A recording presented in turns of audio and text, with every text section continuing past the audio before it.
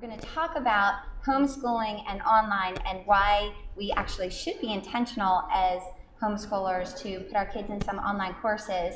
And so I'm going to quickly go through some of the basics of some of the lingo for you, since you guys are kind of new to online classes. Some common terms. The first term is e-learning, and you may have heard this before. So e-learning is a basic term for any type of education that's going to have some kind of digital online component. So you might hear people say distance learning, cyber school, a virtual classroom. When people say e-learning, it's any learning with an online component. Okay? When people talk about blended learning, they're talking about blending a physical presence with an online component. When we talk about online courses, we have live courses, which is going to have a virtual classroom. This is an example of a live classroom. As you can see, you have a teacher here. They interact in real time with the student, okay? They have their presentation on the one side, the children's chat on the other side as they answer questions with the teacher. Then we have some self-paced courses, and self-paced is when the teacher is going to pre-record lessons that they have already prepared.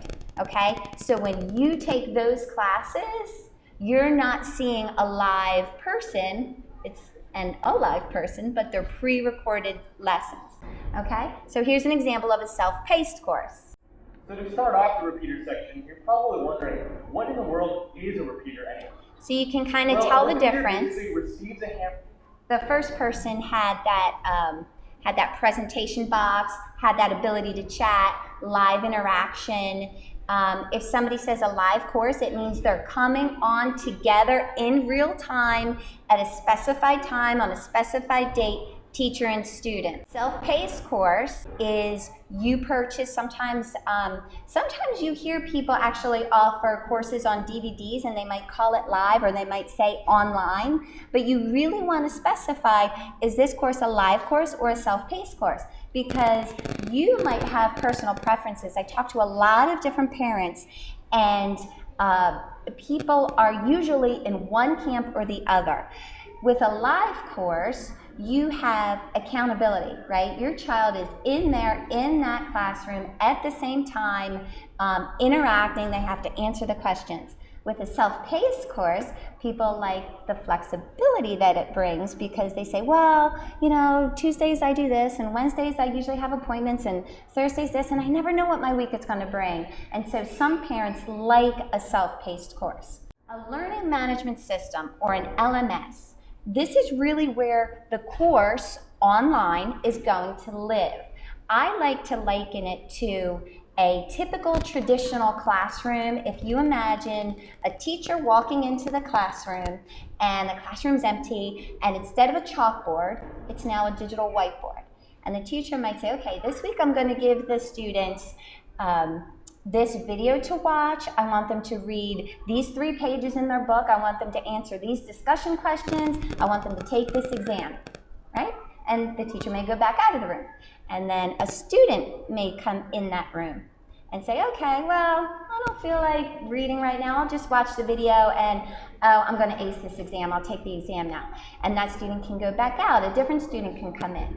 That's a visual that I like to have for online classes because I feel like it helps me to really put into perspective, okay, there's one course page, there's still one learning area. The teacher comes in as the teacher, the students come in as the students. So during the week, they don't have to be on at the same time, okay? Teachers can edit their courses, they can add, they can organize it differently, they can put tests on, put videos on. So when we talk about a learning management system, this is the software that teachers use in order to do those courses.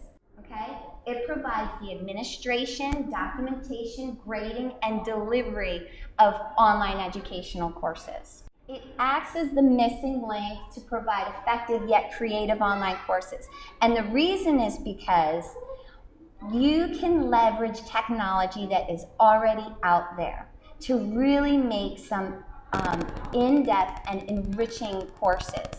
Okay, so teachers in a typical classroom, they might say, oh, you know, I really liked this online video, but they have no way to really share that or engage with the students while the students may be watching it. But an LMS allows them to really interact collaboratively with their students. Okay, they can require their students to create projects together. They can have their exams on there. They can have their students answer questions or embed videos. And the students can message back and forth to the teacher in the LMS.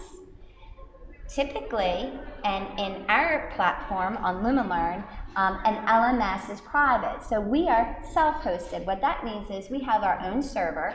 So when you would when your child goes in, it's private and secure. Okay, if a teacher uses an external tool such as, I don't know if you have ever heard of Khan Academy or Quizlet or some of these different plugins, they will remain on our servers when they use them. They don't go off into internet la la land, which is a big issue. You know, we want to make sure that our kids are protected in that way. Okay. So a flipped classroom is one of the trends in online learning, okay? So we talked about live classes, self-paced classes, what an LMS is. A flipped classroom is one of the trends.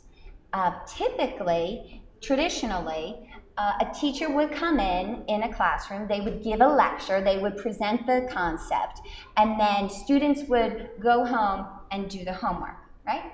In a flipped classroom, what some schools and universities are doing now, the student watches a video online prior to meeting in the class, okay? That a video, it depends whatever course it is, say it's 10 minutes long or 20 minutes long, it introduces the concept to the child.